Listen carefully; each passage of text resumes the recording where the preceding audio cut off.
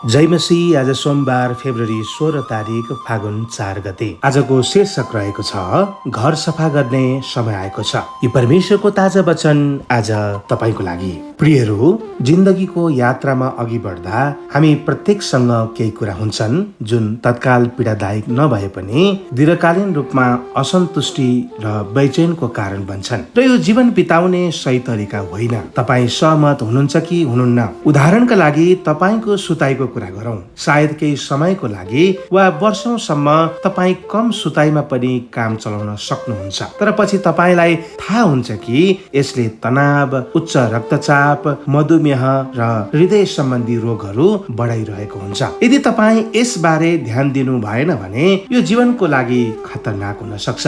त्यस्तै तपाईको हृदयमा हुने भावनात्मक, सम्बन्धगत र आत्मिक रूपमा हानिकारक कुराहरूले पनि त्यस्तै असर गर्छन्। उदाहरणका लागि दीर्घकालीन रिस, यसले तपाईको स्वास्थ्य, वैवाहिक जीवन र परमेश्वरसँगको सम्बन्धमा कति असर पार्नेछ भन्ने सोच्नुहोस्। इजरायलको राजा दाउदको समस्या काम वासना थियो। उनले व्यभिचार गरे अनि त्यस महिलालाई प्राप्त गर्नका लागि उसको पतिको हत्या समेत गरे। उनको जीवन पतनको बाटोमा थियो, तर जब उनले चेत पाए उनले यो परमप्रभुसँग पश्चाताप सहितको प्रार्थना गरे। भजन संग्रह 51 को 10 र 12 पदमा यसो लेखिएको छ, हे परमेश्वर, ममा शुद्ध हृदय सृजनुहोस् र म भित्र एउटा स्थिर आत्मा पुनर्जीवित पार्नुहोस्। मलाई तपाईको उपस्थितिबाट नहटाउनुहोस्, न त मबाट तपाईको पवित्र आत्मा लैजानुहोस्। तपाईको मुक्तिको आनन्द मलाई फेरि दिनुहोस् र मलाई सम्हाल्ने इच्छुक आत्मा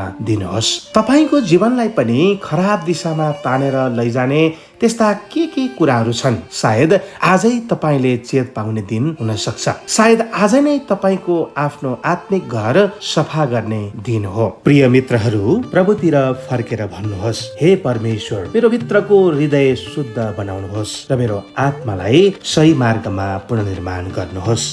परमेश्वरको ताजा वचन आज केवल तपाईको निम्ति। आजको दिन तपाईको आशीषित रहोस्। परमेश्वरले तपाईलाई प्रशस्त आशीष दिउन्। जय मसीह।